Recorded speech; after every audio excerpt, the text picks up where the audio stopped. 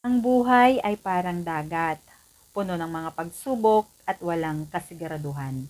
Walang nakakaalam kung kailan ka babayuhin ng mga naglalakihang alon ng problema.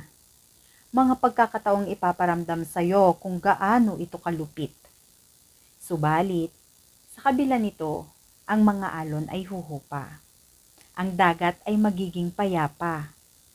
Sa panahong ito, ipinapaalala sa atin na sa kabila ng mga unos na ating daranasin, darating pa rin ang kapayapaan sa ating buhay.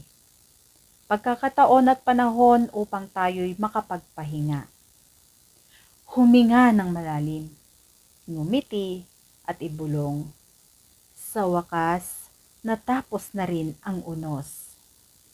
Bumawi ka ng lakas sa oras na dumating ang pagkakataong ito, dahil ang dagat ay hindi mananatiling payapa para sa iyo. Paghandaan mo ang muling pagbayon ng naglalakihang alon, upang sa galitnaan ng unos, mananatili kang nakatayo. Matatag, lumalaban at umaasa na muli mong masilayan ang kapayapaan ng buhay.